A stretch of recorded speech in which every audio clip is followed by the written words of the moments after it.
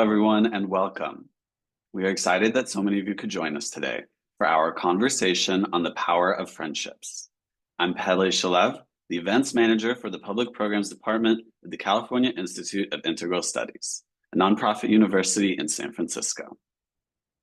We may be joining from different places all over the world, and as a representative of CIIS, I want to start off by expressing our debt and gratitude to the Rhaina Cohen, the original peoples and continual caretakers of the San Francisco Peninsula.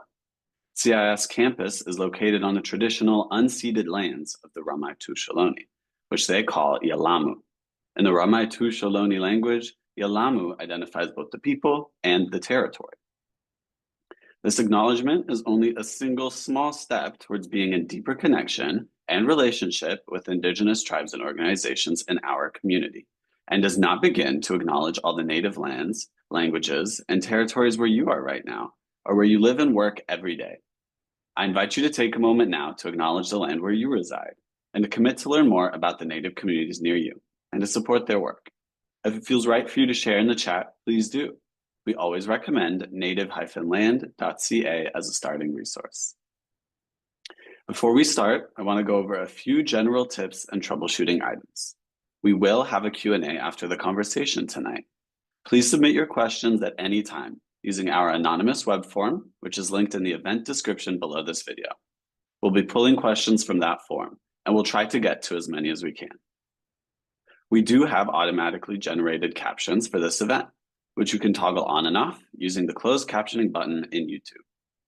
Chat will be enabled during this event, but please note that it is not being moderated, and our presenters cannot see the chat. Chat is not required to fully experience the event. If you choose to participate in chat, please be respectful and avoid language that could be offensive or insensitive to others. You can turn the chat off at any time, and we encourage you to do so if you find it negatively impacting your experience in any way. If you're having issues with your audio or video, we always suggest that you start by refreshing the page.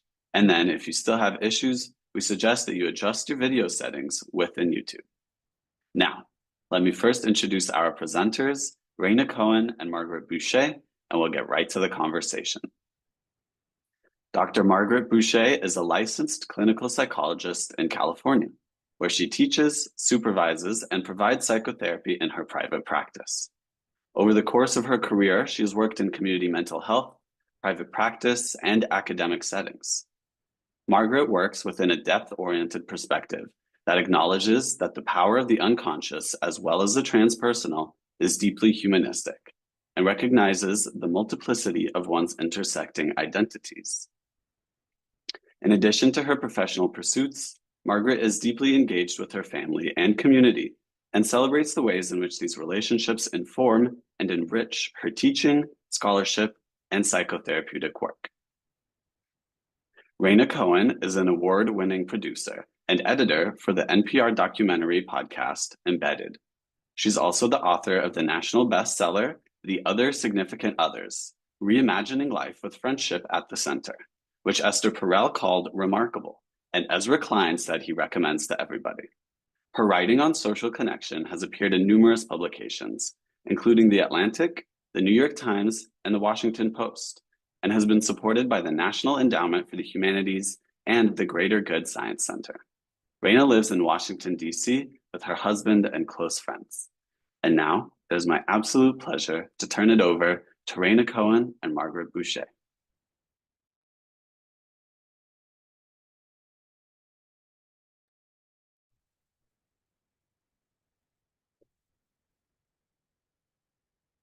We unmuted? We are unmuted. Okay, great. Wonderful. Thank you so much, Pele, for that beautiful introduction. And Rhaina, I'm so excited to speak to you today and for our audience to get to hear about your book and your thinking, and to just really engage together about this topic, about other significant others. I have to say that your book was first recommended even before this by a dear friend of mine who I've been in sort of deep conversation with about friendship. And so as I read it, I was thinking very much on a personal level, but also professionally as a therapist, as a professor, about how we can think about expanding, sort of our notion of intimacy. And so yeah, I'm just really excited and hope we can kind of cover a lot of ground and just see where it takes us today. Well, as I gave you a preview of before, I just I guess personally, intellectually, I'm very interested in psychology, in clinical Yeah. psychology. I My house currently has a few photos of Orna Perelnuk on our on our It's great. fridge, which was put up actually by my housemates. But we have a shared love in this household of the show couples therapy, but in general, certainly really thinking about our inner lives. So I'm excited to talk to this audience in particular. Wonderful, wonderful. I love that. I think there's so much actually overlap of the work that we do about being deeply interested in people and how they relate. So I'm excited about that. I've of course read your book, but folks who are listening might not have. And so maybe you can just tell us a little overview about like who are the other significant others and sort of why is this topic of exploration sort of important to you? So the other significant others that I'm writing about are people who are friends that go beyond really what our standard definition of friends is.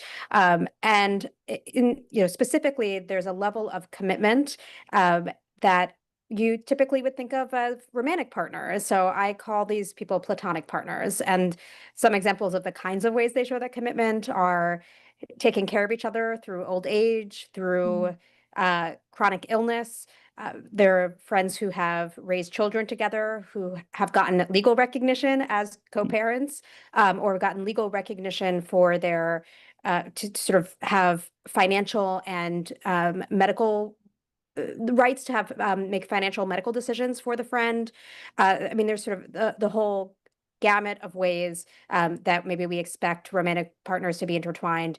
A lot of these friends are, and I think it's really valuable to look at people who take our ideas of friendship out to the edge, Mhm. because for one thing, they show us that there's much more room for us to ask more of the friendships in our lives and give more to them than many of us maybe realize.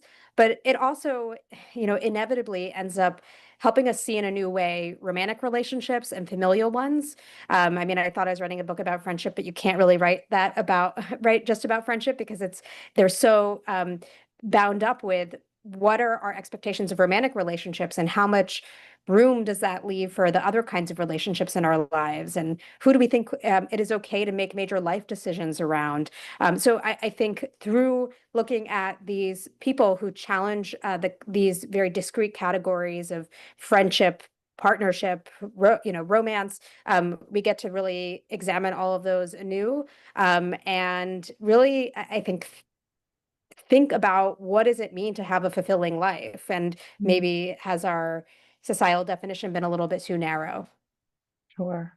Yeah, I really appreciate you saying that and kind of the narrowness. And I definitely want to be able to kind of dive into like, oh, wow, how can we expand? What's wanting to kind of be expanded now? And I wonder, maybe we can sort of start a little bit with talking about sort of the history, like what's sort of the kind of normative way we think about relationship now. You talk in your book about sort of a history and that it's changed over time and sort of how we got to this modern day, at least in this country, modern day, sort of idea about relationships and friendships. Yeah. I mean, the kind of astounding thing is to realize that the way that we in 21st century America think about friendship in general, sort of the dominant culture, is really an aberration historically and across parts of, different parts of the world. Uh, if you went back centuries ago, in many different parts of the world, there were ceremonies that would take place in churches. In many cases, where you would have male friends who would swear themselves to one another, with a priest doing blessings over them and turning them into brothers for life. This is called sworn brotherhood, and you can see different kinds of versions of this in England, in different parts of Western Europe, the Mediterranean, in China, in Turkey, and that gives you an idea of that there was a kind of cultural recognition of friendship, not just as a private relationship that can happen between a couple of people, but as something that deserves a ceremony around it, Mhm. and that it would land you, the commitment would last and for the rest of your life. And in some cases, these friends are buried together. So that's just sort of one example of how that gives you a sense of the gulf between Yeah. what friendship can Well. be, has been in the past, and what it is now. I mean, I actually ended up interviewing a couple of women who are now, I think they were like 60s or 70s, and ended up undergoing one of this ancient ritual in a Syriac church in Jerusalem, and it was very powerful to them.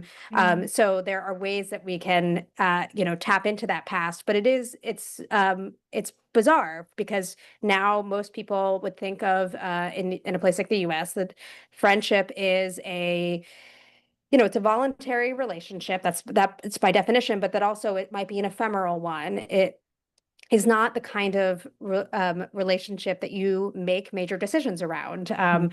I was talking, somebody, I was doing an event the other day, and somebody said that she realized that she had offered to her boyfriend to move away from the city that they were in, even though she absolutely loves where she is.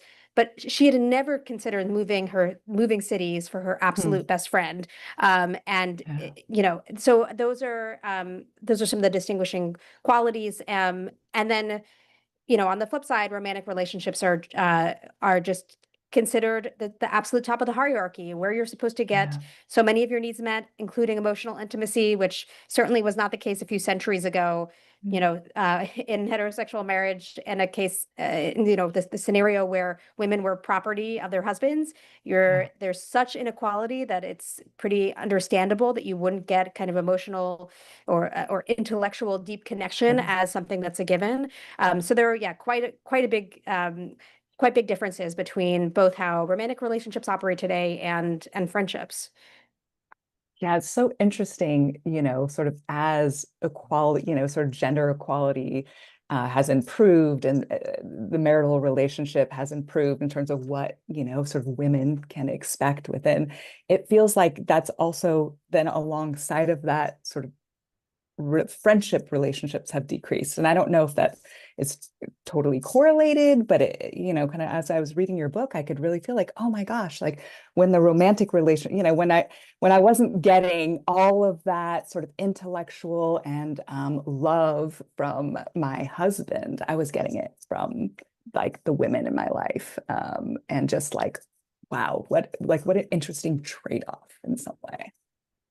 It is a bit of a tricky thing to think about and figure out what you make of it. But you look at the ancient Greeks and Romans, and men thought that only and you can even hundreds of years later in France, like men talking about like Montaigne, that only men were capable of true friendship. So the when you don't have people who you see as equals to you Yeah. of a different gender, that kind of intimacy is more likely to come from same-sex friendships. And Mm. certainly, this is still the case in countries or cultures where there's a lot of gender segregation, and it's not sort of deemed appropriate for men and women to spend time together unless they are part of the same family. And you do see this kind of closeness. It's not my suggestion that we go back to a time where you have that kind of No. vast Yeah. that vast inequality. But I do think it's worth recognizing that maybe there's something to learn from a period of time or different periods of time where friendship was understood to play a bigger role in our lives, and that maybe we have required romantic relationships to do more than they really need to do. We Yeah. don't, they don't need to be totally pragmatic as marriage has been in the past. You don't, and the vast inequality we've already talked about. But there is maybe more room for real intimacy that I think for some people they don't even realize is possible within friendship, and they stop too short to attempt to get there. Yeah. Yeah, I was thinking as you were saying that, I was thinking about how often when I think about friendships and society of like close friendships in high school, sort of adolescence, and that somehow there's this idea of then transitioning into And I think this is even within our psychological theories about, sort of normative development is to move, out of this kind of friendship and exploring one's identity to sort of marriage and then having children, and how embedded that is in our consciousness. And then, of course, comes out, in our psychological theories and how we consider what's normative, and the pressure that really places on people. Yeah. Yeah, I mean, I don't know that well, I don't have the same kind of psychological training as the people Sure. who are listening here, but certainly in the kinds of ideas of adult development that I've Yeah. encountered, making really close friends past adolescence is not something that I've heard in a kind Yeah. of formal way, and certainly it's not reinforced by society. The idea that we see reflected in movies and TV shows, even shows like Friends, um, that the series ends with friends moving, Monica Yes. and Chandler. Before that, they like basically kick out Rachel, so that the two of them can live together. And Right. then I think Chandler and Monica move to the suburbs. So even in the sort of most iconic cultural images that we have of friendship, there is a sense that you grow up and you enter into a romantic partnership and you leave the Yeah. people who you had so much fun with or you connected with when you were younger behind. Yeah. Yeah.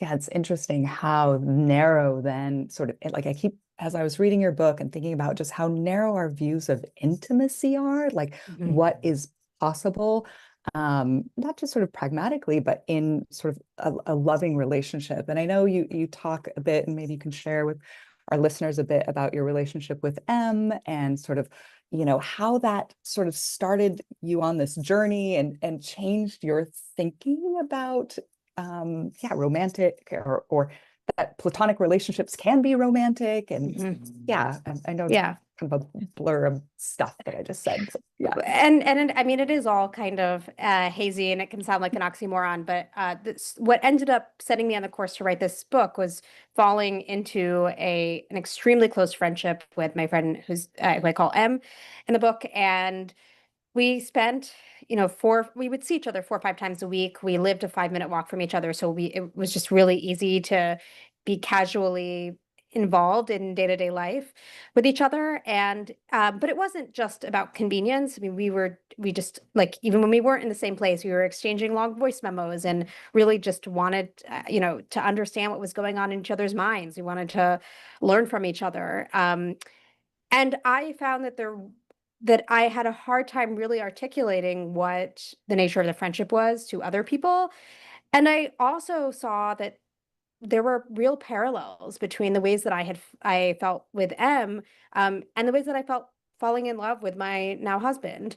Um, and I didn't feel like it came down to like, oh, I want to be in a romantic, like a kind of conventional romantic relationship with M. Mm. Both of us are queer. Like we didn't have the sexual attraction piece, but we did have a lot of the sort of characteristics of romance, like the infatuation, certainly in the early stages. And there's just a kind of like sweet affectionate quality to our friendship that remains to this day.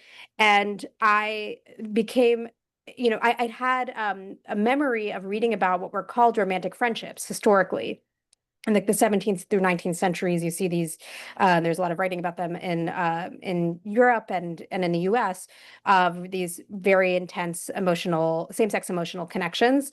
There's a whole like sidebar thing I can do there about how exactly you interpret Yeah. these friendships, or these relationships. But it seems like uh, many of these we've no reason to believe that they were sexual.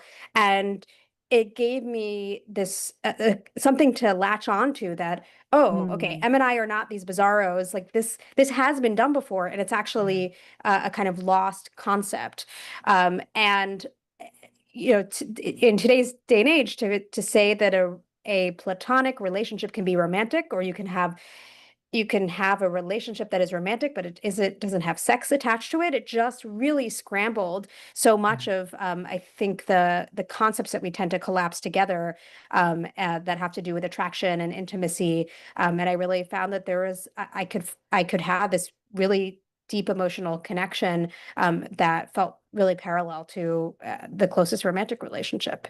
I have to say, it's so when I was reading about your relationship with Em, it's so resonate. Like I deeply fell in love in college with a good friend of mine. And I mean, I would leave her notes and chocolate, I mean, it like there was a pursuing and it was just like this excitement. We could sit around in our pajamas and talk all night. And she's still very dear to me. And so as I was reading, I'm like, oh my gosh, no one had, certainly people would be like, oh, are you lesbians? And I'm like, no. And of course, I'm bisexual. And so there's part of me that's like, am I repressing my love? Like it was something Yeah. even I couldn't quite grapple with in Mm-hmm. some way. And when I read, like, there was such a resonance with your story. And I appreciated, yeah, you're giving Oh, well, voice. yeah. I mean, in many ways, it's just easy. It would be easier to be like, yeah, we are in this really Yes. legible kind of, we have this type of relationship that people will get. Yeah.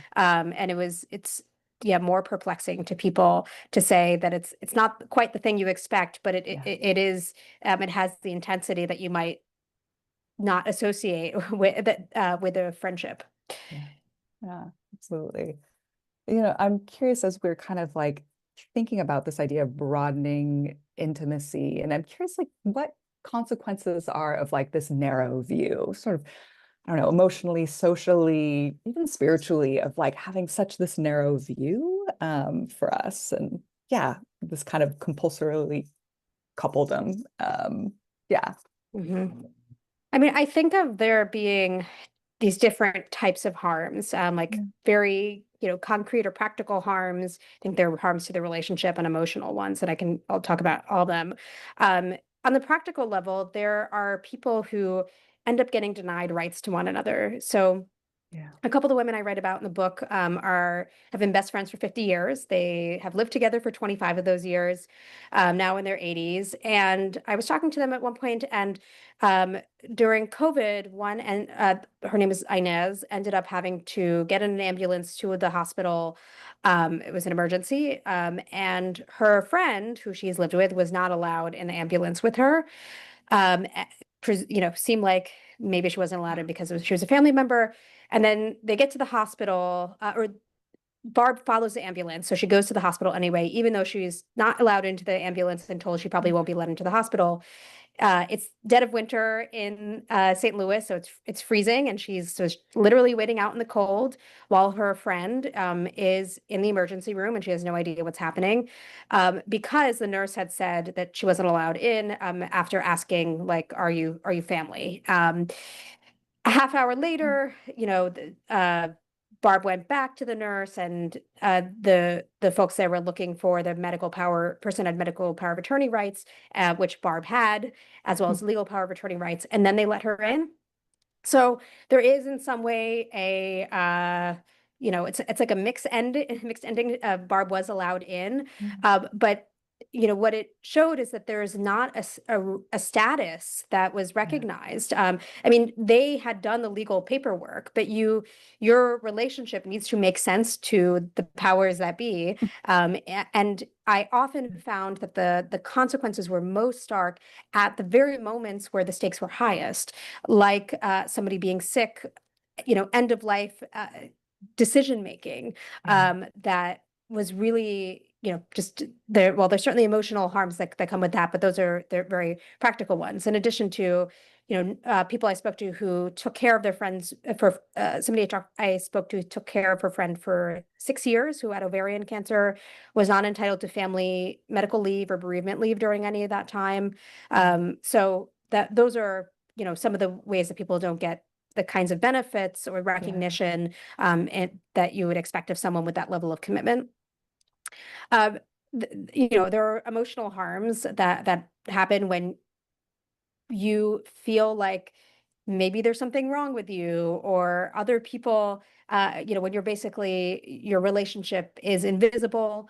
Yeah. I've heard of the kind of gossiping that can happen about people who have these friendships. A couple of the men I write about were working together, and their boss was basically like asking their coworkers if the two of them were in a romantic relationship.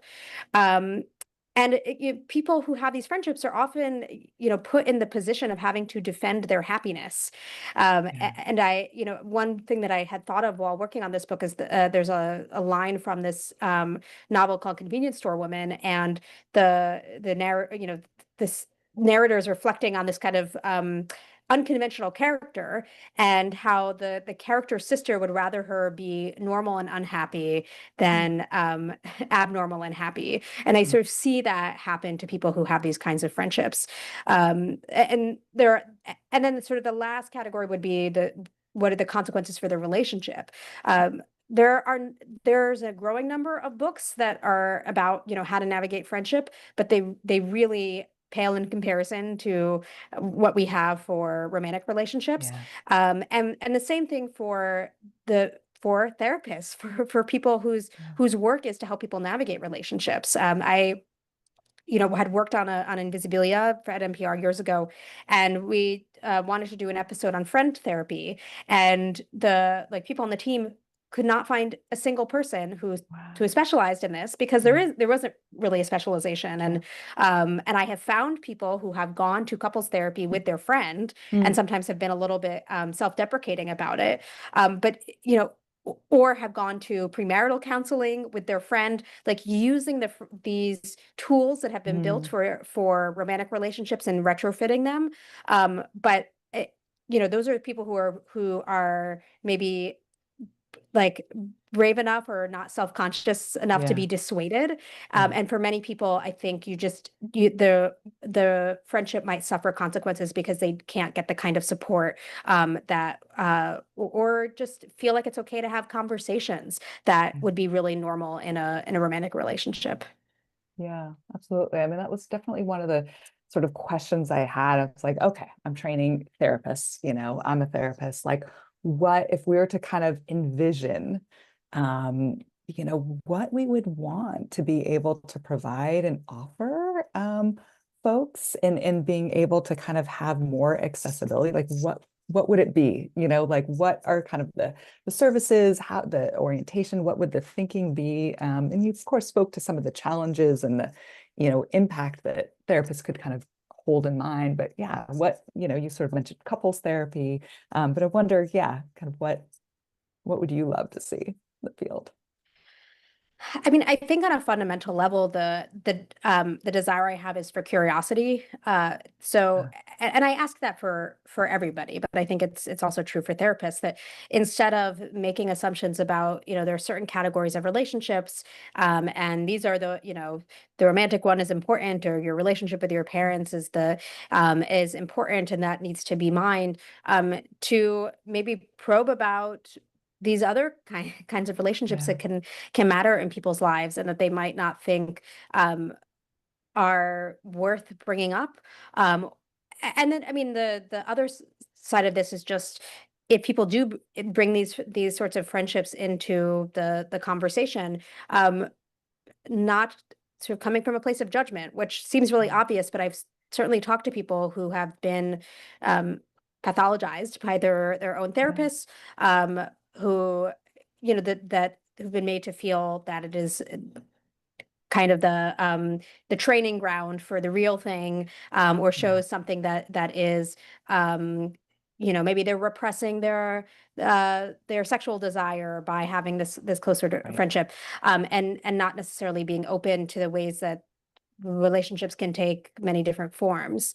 Um, and I think it's also helpful for therapists to reflect on the expectations they have about what a healthy relationship looks like, whether they're operating in the couples relationship therapy space or doing individual therapy, because the ways that friendships come in take shape in our lives are so affected by romantic relationships. And I mean, I certainly, in my personal life, I'm concerned if I am talking to people I know who don't have good friends. That's sort of Yeah. a marker of fragility in their emotional lives, if not in that exact moment that at some point something happens and they need other people to turn to.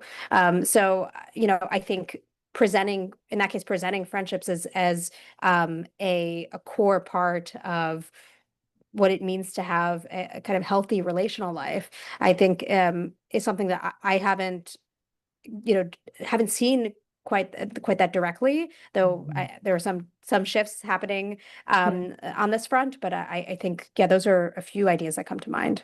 Yeah, that's great. I love that you say that about, right, like sort of as we're thinking about like what health looks like. And we do this with kids, I work with kids and families like, oh, what are their peer relationships like? Like that is a question that is Hmm. always being held in mind. And why are we not saying the same thing, right, with adults? Like, oh, what are your peer relationships like? Like, what are your relationships outside of your family like? And that can be a topic of exploration.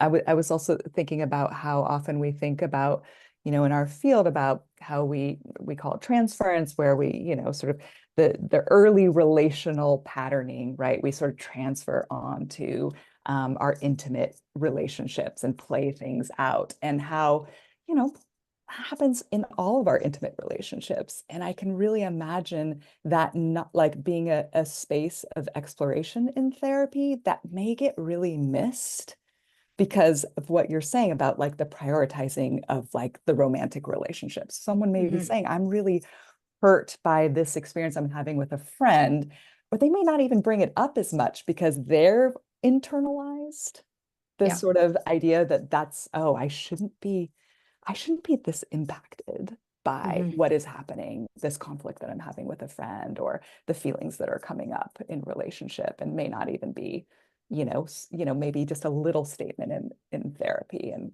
Hmm. made me think like, oh, how do we listen more closely for that? Yeah. Well, two things come to mind from that. One is, even in, you're talking about peer relationships being a major focus when you're working with children. I mean, it's so interesting to me to look at research on friendship with kids, because peer relationships is a huge focus of psychological research, Yes. like on the academic side, and then it just, there's very little of it. Even Yeah. friendship researchers I've talked to have said, like, we're really kind of in a scrappy stage of the field. And then, another example that comes to mind, which is to get personal, I guess, is one thing that I understand is that psychologists will think about romantic relationships as being a site where attachment relationships are either replayed from the earlier years Yeah. or repaired. Yeah. But I have certainly experienced in my life that friendships are a huge place where I have Yes. had a ton of repair happen, and modeling to me of the kind of um, ways of understand, like treating myself with compassion, and sometimes just like psychological education about like having different parts. I'm very into internal family systems therapy, like that Yes. came through the door through friends, but also having people model what it looks like Yeah. to have relationships where there isn't avoidance or anxiety, and it doesn't necessarily only have to come through a romantic relationship.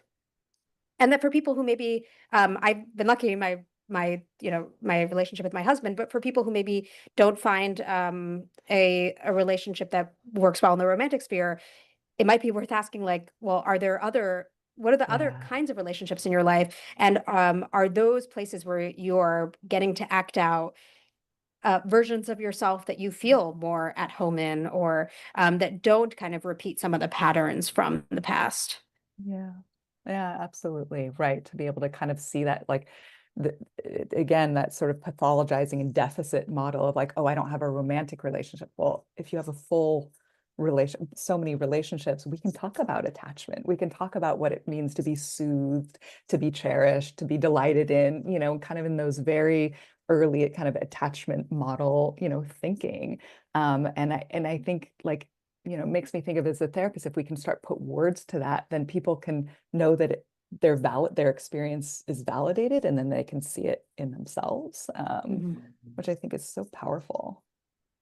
And I think the role of a therapist is very powerful for Yeah. people, because it is a place where you are getting reflected back at you, either or reflected back at you what you think of of yourself, or counter narratives, things that may reinforce what you're seeing in the outside world or not. So and with that one-on-one relationship, I think there's just a lot of opportunity to shift, to maybe like crowd out some of the noise from maybe what the outside world says, or give people permission to value relationships that maybe their family or society does not say are as important. Yeah, absolutely. And I was thinking, one of the interesting things you talked about in your book is around sort of grief in relationships and close friendships ending, and how, gosh, that sort of disenfranchised grief where there's no place to have, there's no mourning, there's no, there's a sense of like, oh, it's just a friend, but also like a shame about the friend. Maybe you could talk more about, so the listeners kind of know what I'm talking about, because I thought that was like, oh, that felt so real and important to think about. Yeah, so I mentioned that I spoke to a woman who took care of her best friend, as the friend was battling ovarian cancer for 6 years, and during that time, she flew out across to with her friend to another part of the country to get for the friend to get specialized treatment, and stayed over with her in the hospital. Spent a lot of money to help her with medical bills, and she was not, she didn't get the sort of benefits, the like tangible benefits you would. And then when her friend was sick and when she died, she didn't feel like the people around her understood, even though the two of them had been friends for so long. And it was uh, this. It is enough to deal with loss of somebody who means the world to you. It is an unnecessary burden to also have to deal with people's dismissal of that pain.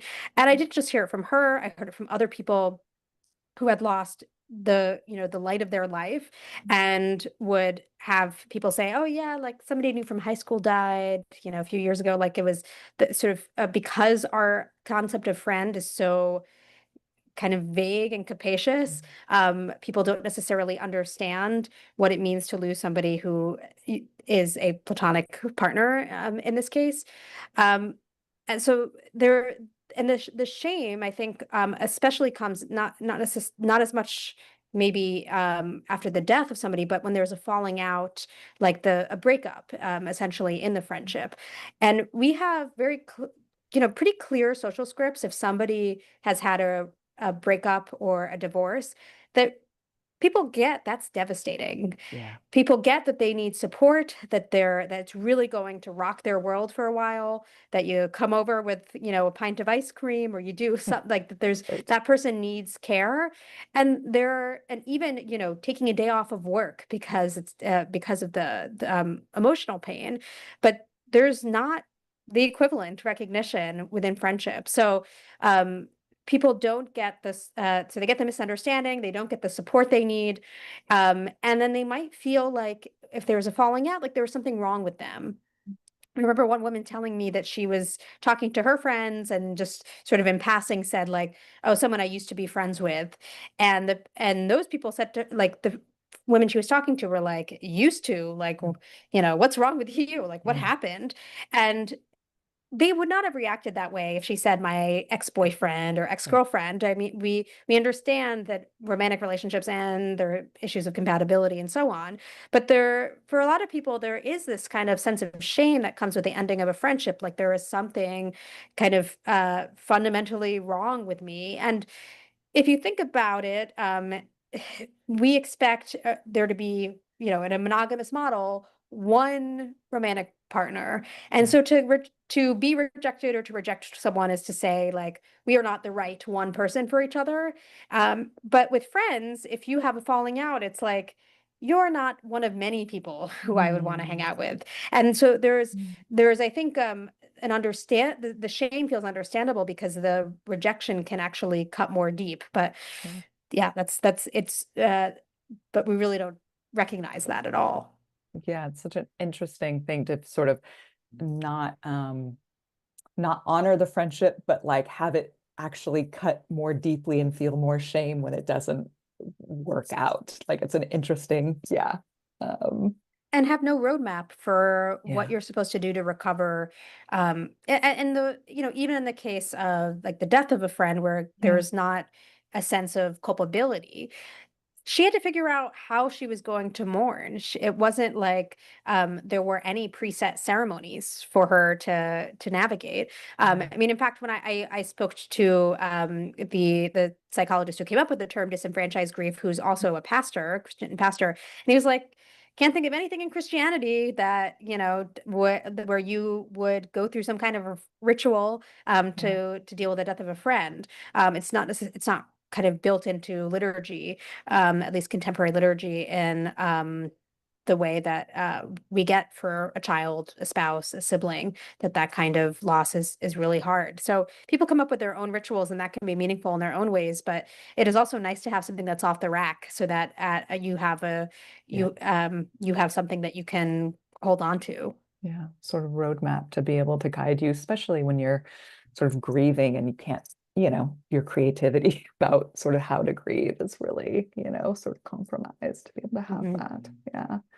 And it also makes me wonder if it was sort of more present in our sort of cultural consciousness if, folks would go to therapy more, and I'm even thinking about sort of the shifts in relationship. You talk a bit about with M, and the shift and, like would couples therapy have perhaps the same, sort of process would undergo relationships, but the understanding, like how that resource isn't utilized because it's not available or doesn't live in our minds in the same Mhm. way.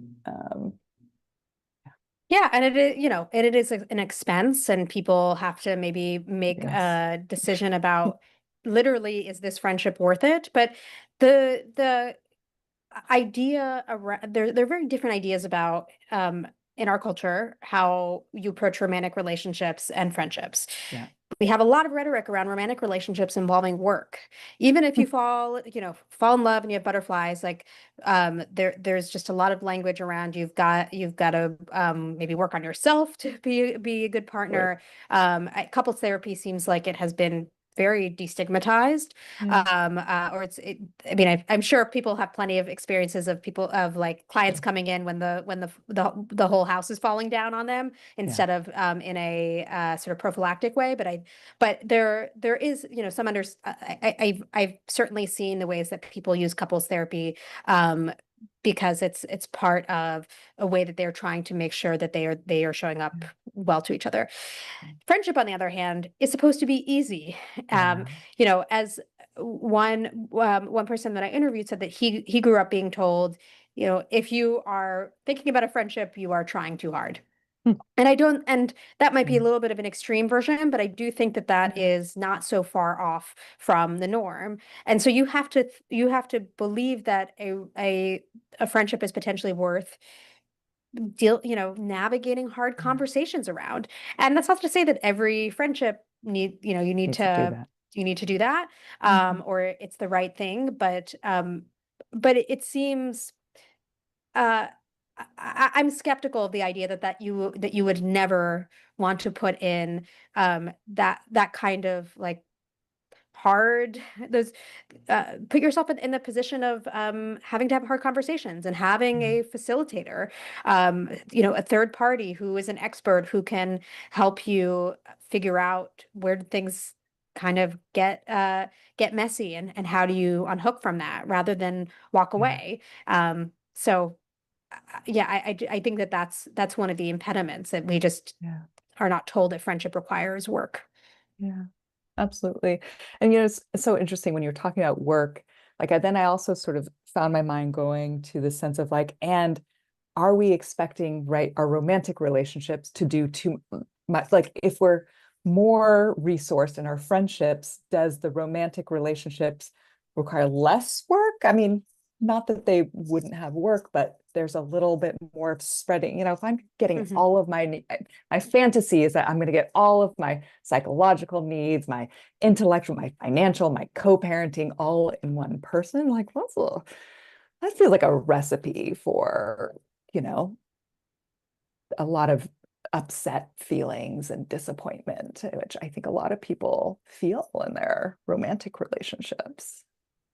And I mean, I also see sometimes imbalances in romantic relationships, especially ones between men and women, where Yeah. the kind of typical thing I will see is that the woman has close friendships, and the man does not, Yeah. and the man feels abandoned when the Yeah. woman goes off and has her, her time with her close friends. Yeah. So Hmm. there's sometimes one party understands that friendship is really important. It like feels that Yes. deeply, but it's hard to get both people on the same page. And I feel for men who, particularly straight men who the pathways to the Yeah. kind of emotional intimacy um that is very fulfilling is there are more impediments that Yeah. stand in the way. But I write about people who have worked their way through it, and it certainly can takes a lot of intentionality. I feel I had a train of thought and it has run off. Remind me of your question. I was thinking Oh, about, right, how sort of yeah. having more relationships takes the pressure off the Yes. romantic as well. Like, yeah. And I've heard so many examples of this, of people saying that they are better spouses because they have these really close friendships. Where one man I interviewed said that he was like an emotion. There was a point in his life where he felt like an emotional yo-yo, and instead of going to his wife every single time he was going through these ups and downs, he had these weekly calls with his friend. I mean, they talked more than weekly, but they had, kept religiously these weekly calls for like 15 years that they've never missed one. Mm. And he talked about his friend as a kind of laboratory where he would be Mm. able to test out, what is he going to say, and his friend could help him not say something that was not going to be useful when he talked to Yeah. his wife. And I've also heard the ways that I don't want to be to treat friendships as if they are a vehicle to make romantic relationships closer. That's, Yeah. very much not the point. Yeah. But there is research pointing to people being more satisfied in their marriages if they have other kinds of close relationships in their life. So, but certainly anecdotally, I've just heard many cases where having more than one person to turn to Yeah. allows somebody to bring a better version of themselves into the romantic relationship, and also means that they are not disappointed because their romantic partner doesn't share every single interest of theirs or Yeah. want to do all the same things, and then they end up feeling like they don't get to have company when Yeah. they want to do something. They have somebody else for that. So it really can prevent that disappointment that people feel if they want to be doing everything with their partner. Yeah. Absolutely. Yeah. It's interesting. You had mentioned a couple minutes ago around sort of gender, and I found myself thinking when I read your book, I'm like, oh, correct me if I'm wrong. Were there any heterosexual cis female friendships, right? Like I found myself thinking about, kind of um, the the the socialization around friendships, around men, specifically, and sort of how that impacts, and whether you've come across that, because I didn't seem to remember Mhm. kind of the As that in in, like a cross-sex friendship between a straight man and yeah, yeah. straight cis. Yeah, I did not have an example of that, and and it is something I got a lot of people contacting me about Hmm. afterwards, asking like, did I have examples of this? I think that people wanted Yeah. roadmaps and wanted stories of people who had these kinds of friendships. Partly it was a function of the way that the book is structured. I only tell a few stories in Sure. depth. But if I could go back, like I think that is really something that's on a lot of people's minds. It is a little wild to me that it's, I think, 30 years or so since When Harry Met Sally came out, and we're still having this kind of Yes. conversation. But I think if you look at the roots of the challenges that befall these sorts of relationships, these friendships, they are very connected to broader ideas of how, what should a good romantic relationship look like? Well, Mm. it's one that is emotionally exclusive, and that can encompass even platonic relationships that you don't want to get too close.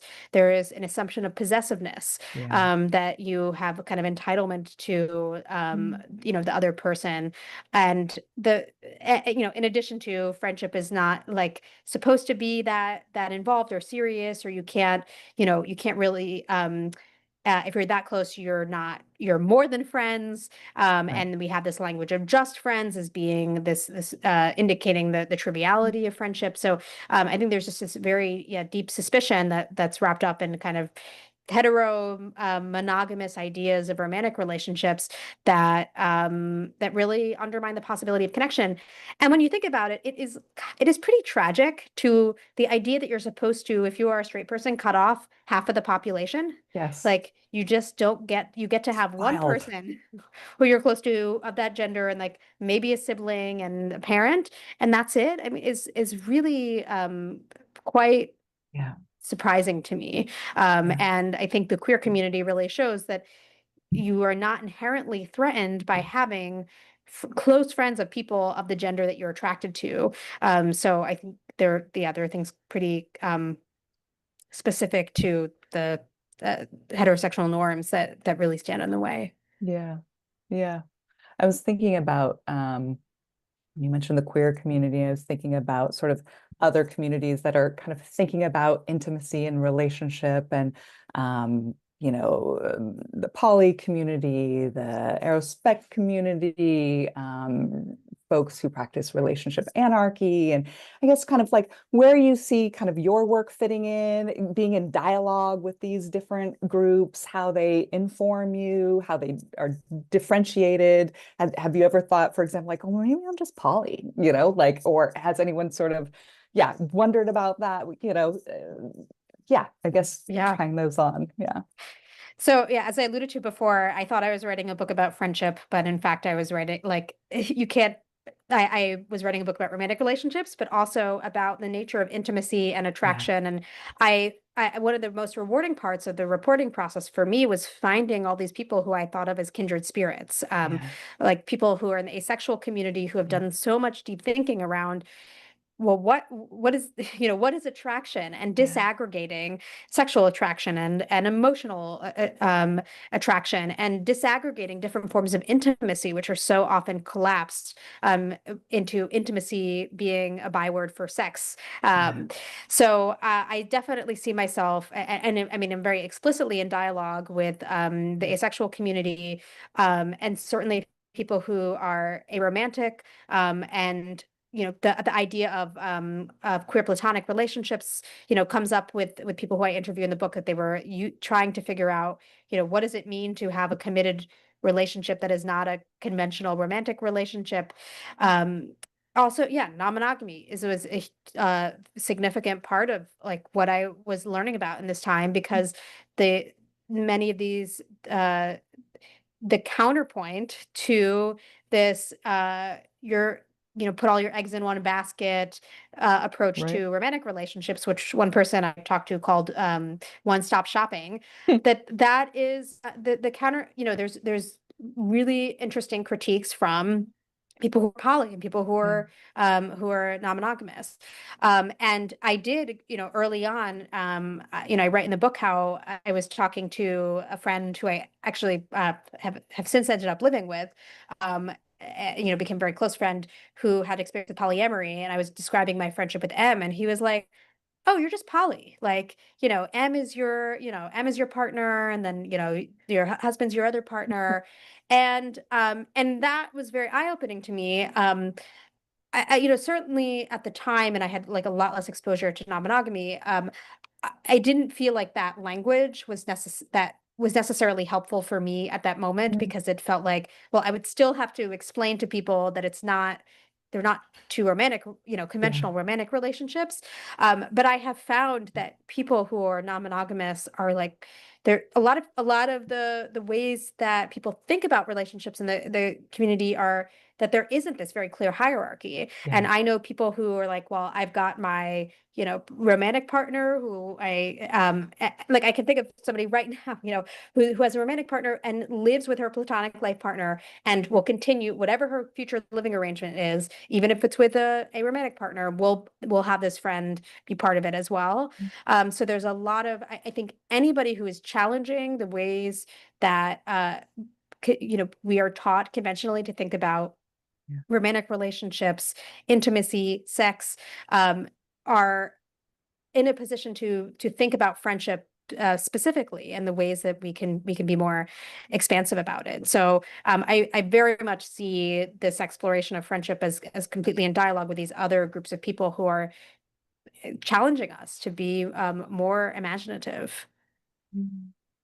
Do you feel like we're moving in that? I mean, I have the sense, and perhaps it's just because I'm now deeply engaged in thinking about this, that we are moving and this way. I found myself like, oh, is there a generational shift? Like, are the kids going to be, doing this differently than I was socialized? And I'm curious, sort of from your vantage point, sort of what you see in that.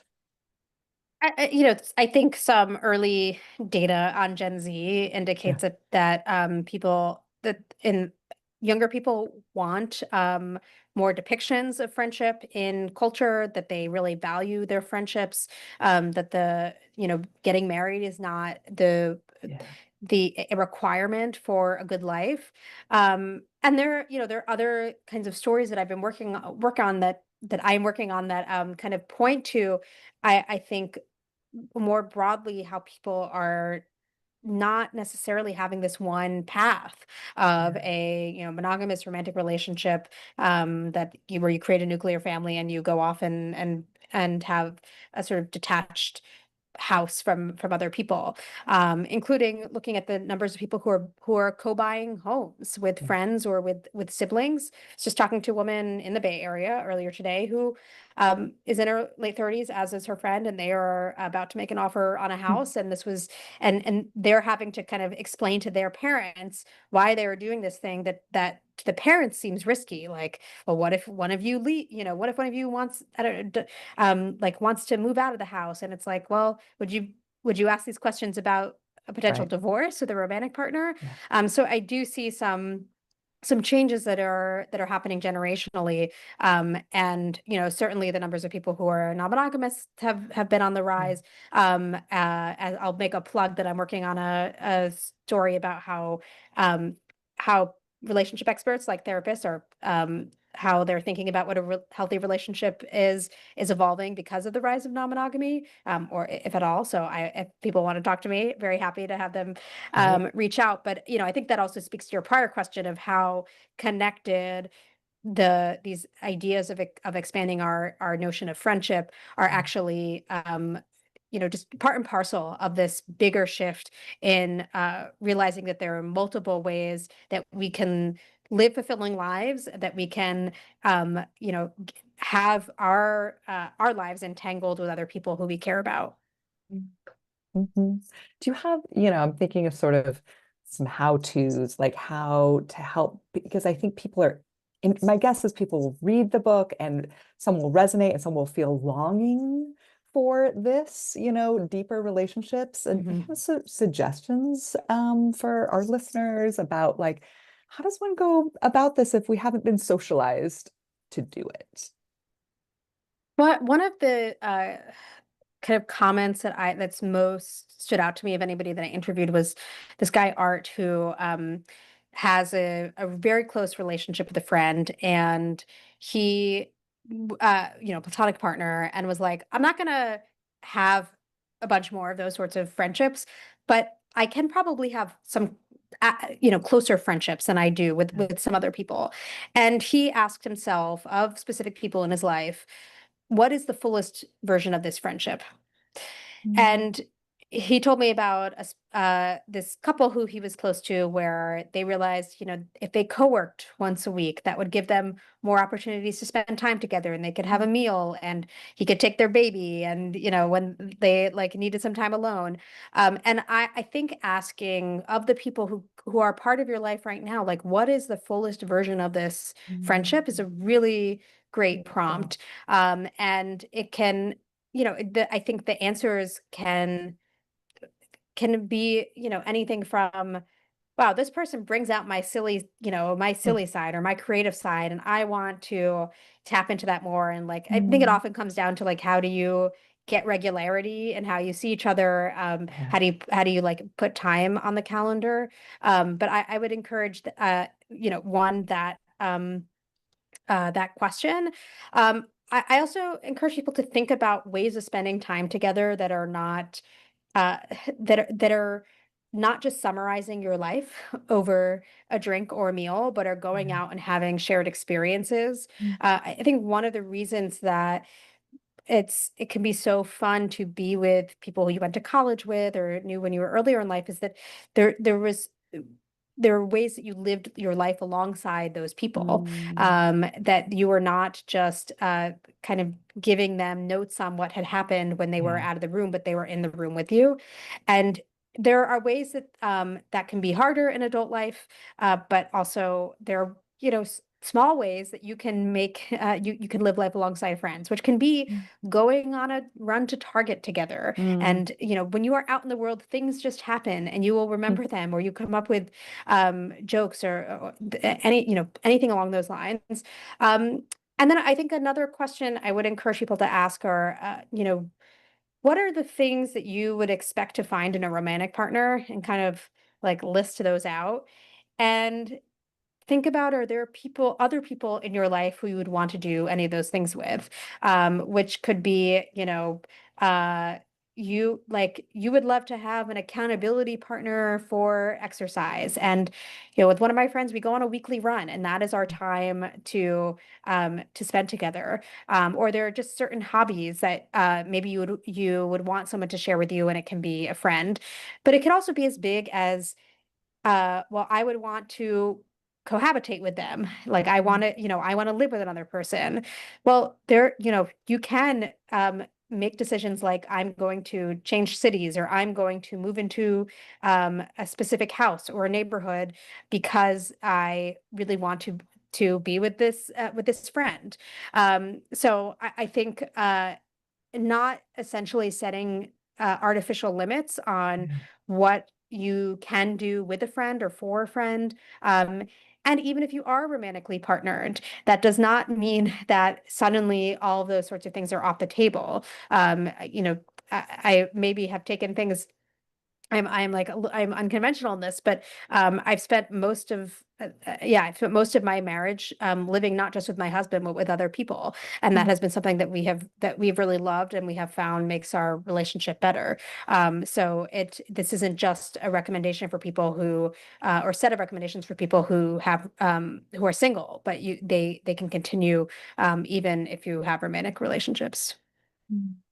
That's great. And I know you recently mentioned that you just moved in, like literally recently moved I in. Yes. Anything you can share about that? You're thinking about that? Yeah. How Yes, you? I'm sitting in an unair conditioned sunroom Whew. in July in DC, because I have an air conditioner arriving tomorrow at this house I moved into less than a week ago. And yeah, I mean, I uh was in conversation with a group of friends over the course of close to a year at this point, of trying to figure out the configuration of people who wanted to live together long term. One of the motivations for us is several people want to have children, and to do Mm. that in close proximity to other people, to not be isolated.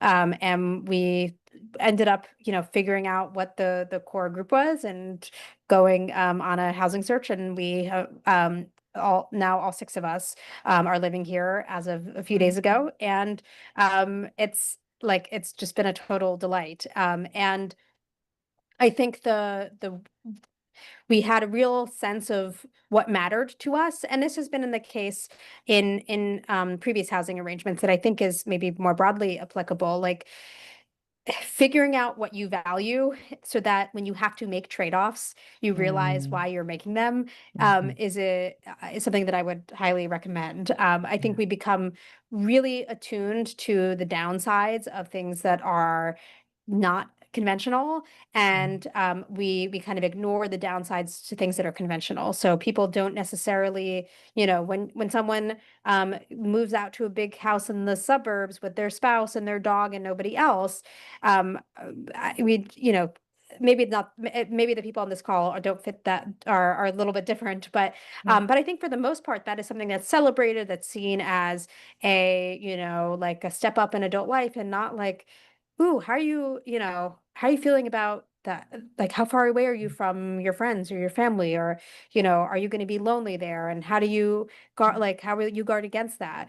Whereas doing anything unconventional, I think makes people think, I mean, I certainly got this, like I was living with friends and their children, like, how did you sleep? And I could never do that. And I think keeping your eye on what actually matters to you and then following through on whatever that is. And that might well be you want to live in the suburbs with your spouse and your dog and nobody else. But I think for a lot of people, they might really want the connection. They don't want to come to a house, uh, you know, to alone. And once you have those values, I think driving the decisions, it allows you to sort of put into perspective any of the hard things that are inevitably going to come your way.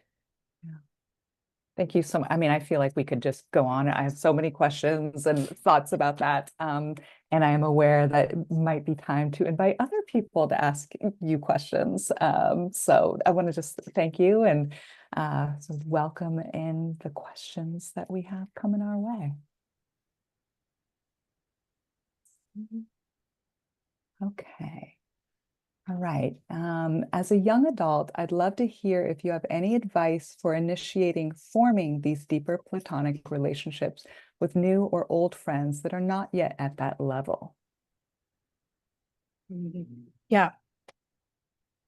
I think that escalating friendship to this sort of level of closeness or anything even approximating it, it's not straightforward. In romantic relationships, by contrast, we have what is sometimes called the relationship escalator.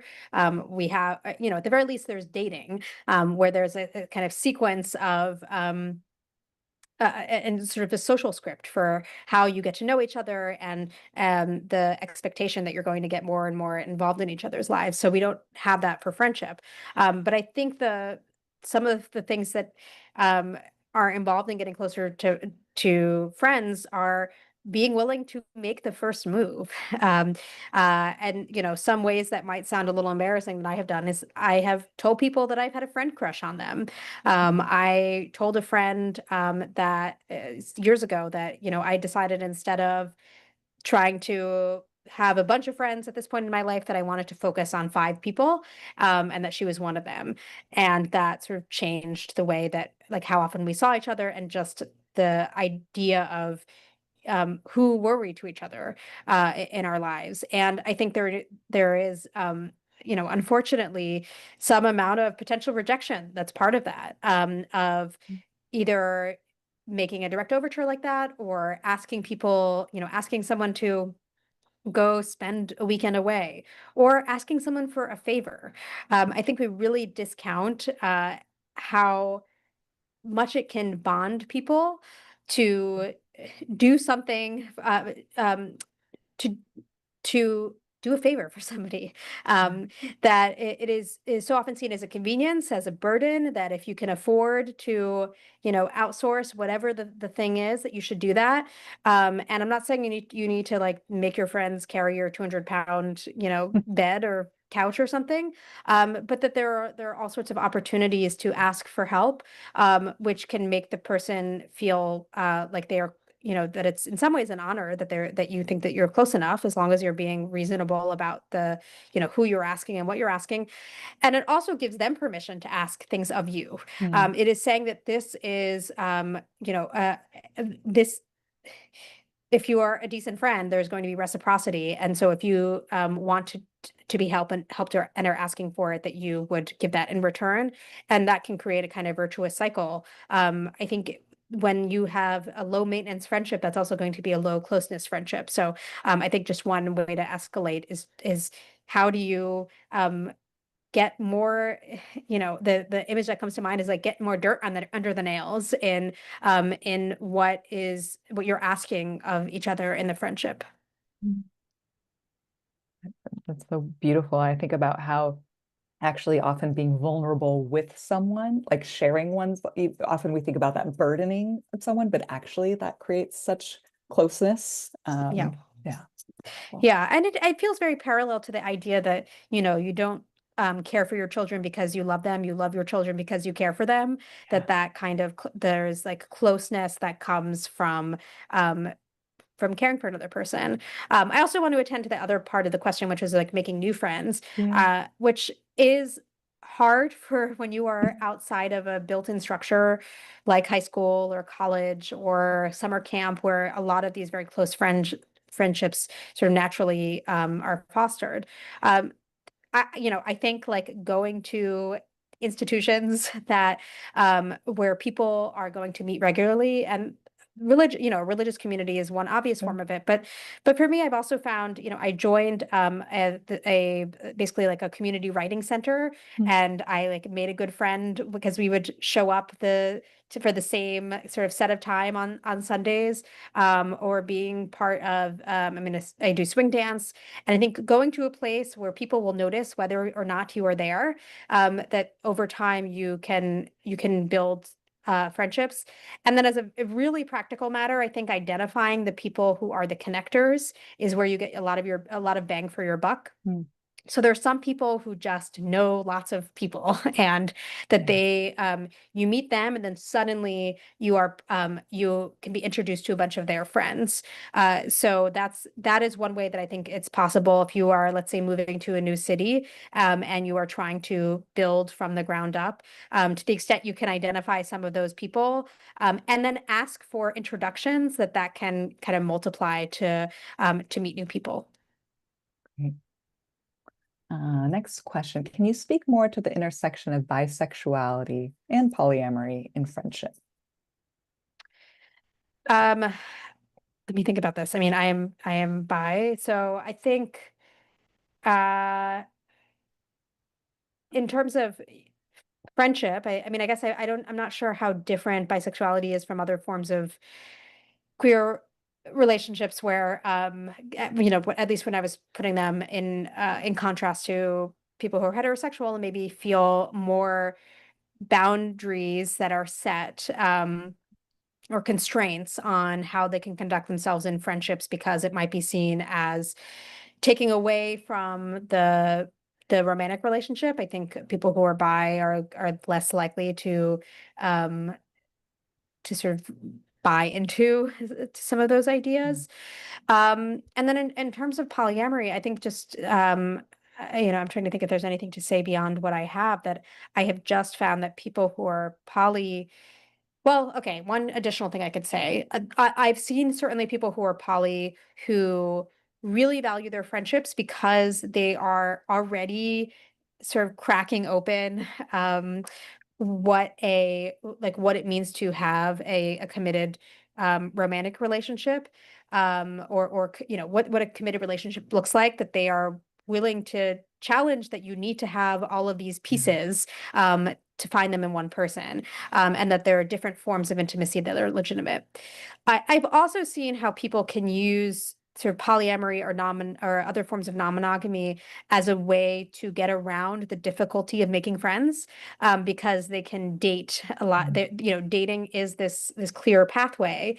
And I remember being told about somebody's wedding where there was a joke about like how many people in the room here have at some point dated like one of the people who was getting married, and it was like a large percentage of people there, and this to be spouse was sort of joked that he didn't really know how to make friends, he just dated. So I think that that's one thing that I have seen where maybe is the reverse, where it is in certain ways understandable that again we like don't have the same kind of pathways to make friends. And certainly I have become close friends with people who I have dated. But I think the bigger lesson to me is that polyamory can be a more fundamental challenge to how we think about relationships, and that encompasses both romantic and platonic and familial as well. Okay. Could you speak to jealousy and shifts in friendship connection when a friend starts a romantic relationship? Yeah, jealousy definitely can come into play in both directions. So I've spoken to people where there is a pre-existing platonic partnership, a romantic partner comes into the picture and is not happy with the friendship, and in one case tried to sabotage it, and was basically like, I am number one. um, that there was a kind of entitlement, or an assumption about what his status was, and nearly broke up the friendship because of his actions. I and something that can really erode friendships is the entrance of a romantic relationship, whether or not it is as deliberate as a partner trying to end the friendship. Just that somebody gets caught up in new relationship energy, and they like retreat from the way that they had been involved in the friendship. Um, and this can be very hard for the person who is, thought the friendship was really important and is not in this new romantic relationship, and might not have reflected back at them by the people around them that they are, it's reasonable to be upset. There is a really beautiful passage of a memoir called No One Tells You This, I think it's called. And the author who wrote this when she was 40 and single was saying that she felt like she had no power over her life in a way, because her friends would go off and marry and she was just supposed to be happy for them, and she did, she celebrated with them, but there was this kind of lack of control that was hard and not understood as something that um she deserved empathy for. And I've heard different versions of this. So I think this maybe going to the in what ways is this relevant for therapists, that to if you hear that somebody's close friend has entered a romantic relationship, trying to treat whatever maybe grief, anger, or something that the person is feeling as legitimate, and trying to unpack it. And the reverse, that if somebody enters a romantic relationship, to try to understand how are they communicating with, or how involved are they with the other relationships in their life that did matter. Because I really see in so many ways this kind of assumption that a romantic relationship takes precedence, and the friends are just supposed to put up with it. And then when the romantic relationship breaks up, the friends are supposed to be there by the person's side, and not be demanding. How can you open a discussion about this type of friendship, given we're in a society built on idealizing closeness with biological family and romantic partners? Yeah, having these conversations are challenging. I mean, I will say frankly that I hoped that my book would be something that people could use to open up these conversations, in the same way that I think any kind of cultural depiction of these sorts of friendships can be an entry point. It's a way, it's a third object really, to say like, hey, look at this thing that I found, and it made me think about, the closest friendships in my life. And or I watched Grace and Frankie, and I'm like, you know what? I want to live with my best friend, and I don't want to wait until I'm divorced or whatever. I'm in my 70s. I think that there are ways to either use light or fictional and non-fictional examples to create a conversation. And it also, maybe particularly when you're using real life examples, can sort of prevent you from feeling like you are proposing something that's out there, because you're saying like, look, hear people doing this. And at least, in my writing, I was trying to present these friendships not like I'm looking at them in a fishbowl, like here are these weirdos, but like this is a way that people live, and it is really legitimate. And even if we don't want it for ourselves, like we really should take it seriously and ask ourselves questions that come from these sorts of friendships. So I think that would be one way that I would recommend trying to go about this. And I just like kudos to you for thinking about it. And I really support you in trying to make that happen. Can you tell us more about family structures that incorporate close friends in forms like cohabitating and co-parenting? Mhm. Um, Well, one thing I will say is I wrote a piece about friends who are raising their kids alongside each other, different kinds of configurations from three couples that bought houses right next to each other, townhouses, and they have, I think, 10 kids between the three houses at this point, to people living in co-living communities. And and to people also living in the same house. And one thing that someone said to me was basically that he realized he was remixing tradition, that it was not actually this new concept to try to orient your home life around friends. It is something that, in his case, the comparison was like the shtetl, but also he'd grown up in, or he grew up in a Latin American immigrant community where he had like tons of people who he was close to, as saw as family, but were actually friends. Immigrant communities have have lots of examples of this, and there are plenty of cultures abroad where you see people who are taking part in parenting, who are aunties, uncles, cousins, and so on. But in terms of what does it look like in a place like the U.S. I mean, you guys are in the Bay Area where there's just, I think, so much creativity happening around this. And I'm a big fan of the company called Big Live Near Friends that is trying to help people deal with the actual mechanics of renting or buying property with people, whether it's family or friends. I don't know. I'm trying to think what else I could say that's more specific, but I, there I think that a lot of the people who are moving in this direction are doing it because they don't want to be isolated, and they have that the idea that the nuclear family is the gold standard, rather than maybe a building block of a larger support structure that people need. It's just something that I think people are coming around to, and one way that I think of it as someone who has lived in this kind of setup is like, I feel like we've been sold a bill of goods that adulthood is supposed to be a grind.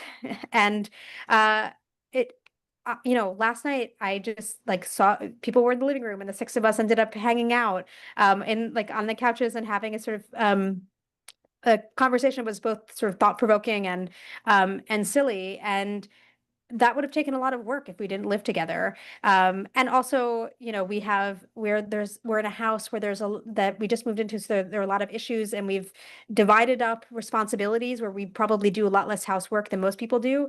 And one person is the fix-it fairy, and she's like, made sure that our tub isn't dripping anymore. So I think there can be a lot of sort of this generosity of spirit and liveliness that comes with these kinds of structures that maybe that move beyond just what like a two adult household is expected to do on their own. Are you aware of any community spaces for people searching for like-minded people interested in deeper relationships, or for friends searching for friendship couples therapy? Um, I'm trying to think, do I know of people searching for friendship couples therapy? I will say that I mean, Esther Perel has been on a friendship, uh, like it's something that she's been very interested in, and has done like a bit of this. So might suggest looking there. In terms of spaces for people looking for deeper relationships, I've seen some examples of basically like what's the term? Like kind of clubs that are trying to be a third space. And I know that there are some in the Bay. There's one called Maxwell House in New York. I just was advertised on social media. One that there's one it's in DC, but I think they're happening elsewhere. So so I guess a social club was the term that I'm looking for. And what is it the Commons? Maybe that's in San Francisco that I Mm. think is doing something kind of similar. So those are some places that I know of. I would also, if you're particularly interested in the kind of a co-living part of this, I really love the newsletter Super Nuclear, which is about how people are finding ways to live beyond the kind of confines of the nuclear family. And that's maybe more of practical and finding virtual community. Um, and I will keep, yeah, I'll keep thinking about this and see if anything else comes up in the next few minutes. But those are some ideas that come to mind. Are there any artists you find represent your expansive understanding of friendship? Um, well, what's the show? Heartstopper. Mhm. The is so much about friendship and it is very, yeah, a show that is exploring romantic relationships, but is ultimately about the close friendships. There's a dearth of music about friendship. I've started a Spotify playlist for the few um, you know, songs that I could find uh that exist. I mean, I have to go back to the 60s for some of them. So the wow, some of these names are like I'm getting lost here, but like Lucy Dacus and that trio, they have talked very effusively about the friendship, though I know there's like complications going on in that trio right now. But they have some, songs that to my mind are about friendship. Um, and yeah, I mean, I was just listening to a great interview with Sandra Oh, who very much considers herself an artist. And one of the things that came out, who played Christina in Grey's Anatomy, and the interviewer just sort of pointed out that so much of her, so many roles that she has been in have ultimately been about like close relationships, friendships with other women, and that she has been drawn to those sorts of roles that are not kind of purely about pursuit of a man. So yeah, oh, and yeah, Ann Patchett's like beautiful writer who wrote a memoir called Truth and Beauty that is about a close friend. Catherine Newman has written also like an incredible book about a novel that's I think sort of loosely fictionalized about a close friend. So yeah, there's quite a bit of I think across different types of art or creative works that I have found some people who I think really represent friendship in all of its sort of complexity. Are there any methods you found success when explaining deeper friendships to others who aren't familiar with the idea? Um, I've sometimes asked them to think about the people in their lives, including like grandparents, aunts, uncles, cousins, and you know, so more than you would think, people will say, "Oh yeah, my aunt had this really close friend," or even, a couple of my friends are going on a family vacation, which is not really purely a family vacation. It's like five couples who have been friends since college have been going on this trip for 25 years. So I think that there's usually some kind of example of commitment and friendship that is not that many degrees of separation away from any given person. And so that's one way that I have maybe found people to be more open-minded about it. And sometimes it's just a slow process. I kind of deliberately anchor the beginning and ending of the book with the story of a mother who is, or I talk about these two men who are very close friends And the mother of one of them is really having a hard time with it. She just does not understand the nature of the friendship. And it took a lot of back and forth of the her son, and her observing her kids to reflect. And I also, hoped that the book would allow people to go on the same journey a little bit that she did if they are starting in a place of complete skepticism. So I think sometimes just, having these relationships, depictions of them put in front of, in front of them. And I think actually maybe the most relatable examples are like adolescence, because people have had those experiences. And then I think, older age, that I have been in rooms where people have said with like, when my husband dies, like my friend and I are living together, with the husband within earshot. But there are things like depictions like Golden Girls and Grace and Frankie, that, more depictions for men or for women than for men, unfortunately. But I do think that people get that companionship later in life can really matter, and that those friendships can be deep. So those are maybe different points in life that people might get it a little bit more. What is one friendly relationship that has recently brought you joy? Well, I moved to a new neighborhood where every time I go outside, basically I run into somebody that I know. And um, a- and I now have new I have friends who I'm excited to get closer to, who are about a 5-minute walk away. And they came over in an impromptu way with their baby, and they like brought a nice housewarming gift.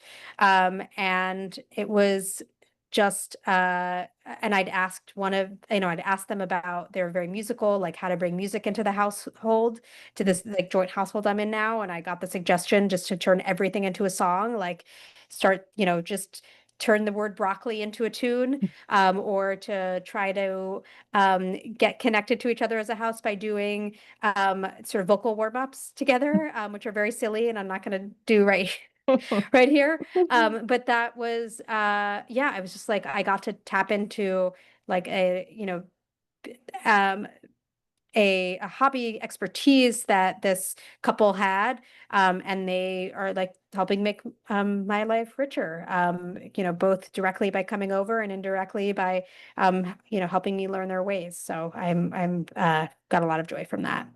Mm.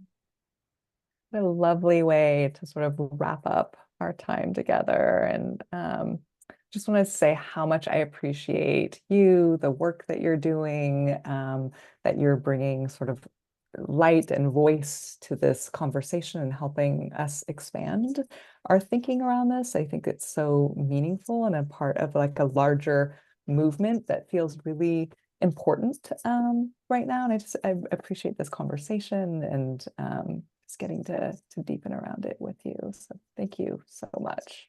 Well, thanks to you and to everyone on the webinar for the thoughtful questions. And I'm it's as I said at the beginning, it really is uh, such an encouraging thing to me to know that there are people who deal with our relationships and our inner worlds, who want to think deeply about how we can reframe a little bit of our thinking about relationships writ large. Thank you, everyone. And we'll end for now.